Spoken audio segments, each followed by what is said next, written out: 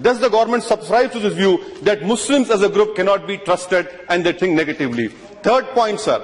The third point, Chairman of Joint Intelligence Committee in White House Summit of Counter-Terrorism have rightly said India's core strength is liberal, secular, plural democracy.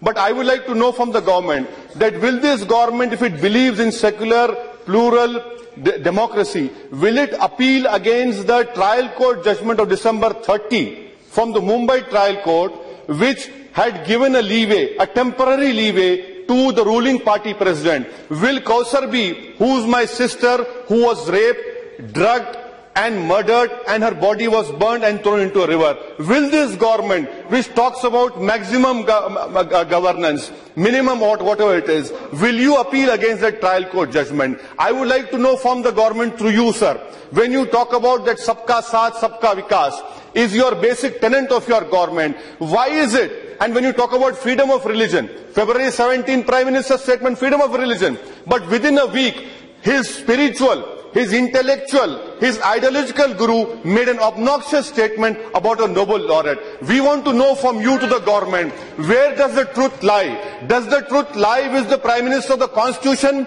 Does he still talks about Constitution? Or the truth lies with what his spiritual, ideological mentor, guru is saying? We want to know from the Prime Minister where the truth lies. Sir, the third point which I want to know from the government is, if what the Prime Minister says is right, he believes in freedom of religion, then what is happening in Kushinagar, Uttar Pradesh? 150 Muslim families have been forced to leave their house. Why? Because the good old person who's there. Sir, I want to know, why isn't this government able to control a cancer doctor, an oncologist who's spreading not his but his cancerous communalism throughout the country? Why is the government quiet on it?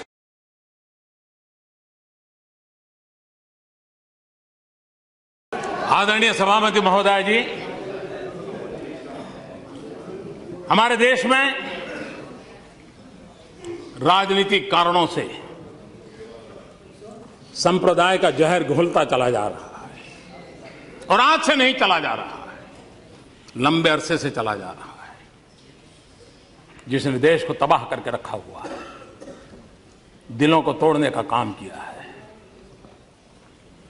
लेकिन सवाल हमसे पूछे जा रहे हैं, हमारी भूमिका क्या है? मैं आज जरा इस सदन को कहना चाहता हूं, 27 अक्टूबर 2013 मैं पटना में था, गांधी मैदान में था। बम धमाके हो रहे थे, निर्दोष लोग मौत के घाट उतारे गए थे, लाखों की जनमेदनी थी, बड़ा ही कलुषित माहौल था, रक्त की धाराएं बह रही हैं। उस समय जब इंसान के हृदय से बातें निकलती हैं, वो सच्चाई के तराजू पर 100% सही निकलती है, उसमें कोई लाग लपेट नहीं होता है। बम बंदूक के बीच रक्त बह रहा था, लोग मर रहे थे। उस समय मेरा जो भाषण है, और उसमें मैंने कहा था कि मैं कहना चाहता हूं, मैं पूछना चाहता हूं कि बताइए, हिंदुओं को किसके साथ लड़ना है? क्या मुसलमान के साथ लड़ना है कि गरीबी के साथ लड़ना है? मैं मुसलमानों को पूछता था कि आपको हिंदुओं को साथ लड़ना है कि गरीबी के खिलाफ लड़ना है? और मैंने कहा था, आइए, बहुत लड़ लिया, हिंदू मुसलमान एक होकर के हम गरीबी के खिलाफ लड़ाएंगे। हिंदुओं को किसके साथ लड़ना है? क्या मुसलमान के साथ लड़ना है कि गरीबी के साथ लड़ना है? मैं मुसलमानों को पूछता था कि आपको हिंदुओं को साथ लड़ना है कि गरीबी के खिलाफ लड़ना है? और मैंने कहा था, आइए, बहुत लड़ लिया, हिंदू मुसलमान एक होकर के हम गरीबी के खिलाफ लड़ाएंगे।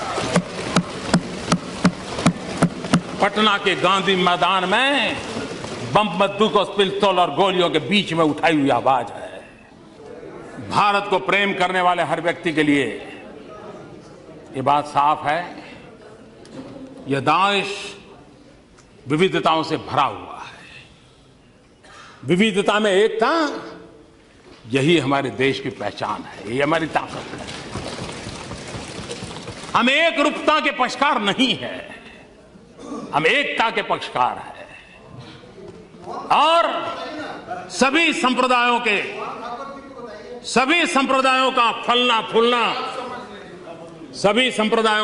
फूलना ये भारत की धरती पर ही संभव होता है। ये भारत की विशेषता है। और मैं ये कहना चाहता हूं कि हमारा जो संविधान बना है वो संविधान हजारों साल के हमारे चिंतन की अभिव्यक्ति है। हमारा जो संविधान बना है वो हमारे भारत के सामान्य मानव की आशा आकांक्षाओं की प्रतिबिंबित करने वाला संविधान है। और इस संविधान के मर्यादा में रह करके देश चल सकता है। देश संविधान की मर्यादाओं के बाहर नहीं चल सकता है। किसी को भी कानून हाथ में लेने का अधिकार नहीं होता है। किसी को भी संप्रदाय के आधार पर किसी के साथ डिस्क्रिमिनेशन करने का अधिकार नहीं होता है। हर एक किसी को अपने साथ चलने का अधिकार है। और मेरी जिम्मेवारी है सरकार में बैठा हूं, सरकार कैसे चलेगी उसकी जिम्मेवारी है। और इसलिए मैं आपको कहना चाहता हूं और मैं बार बार कहता हुआ आया हूं, संप्रदाय के नाम पर अनाप शनाप बातें करने वालों को कहना चाहता हूं, मैं ये कहना नहीं चाहता हूं आज मैं आपका मुंह बंद करने के लिए मेरे पास हजारों चीजें हैं, मैं समय बर्बाद नहीं करता हूं, इसके लिए मैं समय बर्बाद नहीं करता हूं। लेकिन मैं आपको कहना चाहता हूं हमारा कमिटमेंट क्या है वो मैं आपको कहना चाहता हूं। मैंने बार बार कहा है मेरी सरकार का एक ही धर्म है। मेरी सरकार का एक ही धर्म है इंडिया फर्स्ट। मेरी सरकार का एक ही धर्म ग्रंथ है भारत का संविधान। मेरी सरकार की एक ही भक्ति है भारत भक्ति। मेरी सरकार की एक ही पूजा है 125 करोड़ देशवासियों का कल्याण। मेरी सरकार की एक ही कार्यशैली है सबका साथ सबका विकास। मेरी सरकार का एक ही धर्म है इंडिया फर्स्ट। मेरी सरकार का एक ही धर्म ग्रंथ है भारत का संविधान। मेरी सरकार की एक ही भक्ति है भारत भक्ति। मेरी सरकार की एक ही पूजा है 125 करोड़ देशवासियों का कल्याण। मेरी सरकार की एक ही कार्यशैली है सबका साथ सबका विकास। और इसलिए हम संविधान को लेकर के संविधान की सीमा में रह करके देश को आगे बढ़ाना चाहते हैं। हमारे यहां एकम सत विप्रहा बहुधा वदंती हमारा तत्व ज्ञान रहा। Truth is one says calls in a different way. सत्य एक है, विद्वान लोग उसको अलग अलग तरीके से कहते हैं। ये हम कहने वाले लोगों में से है। और इतना ही नहीं,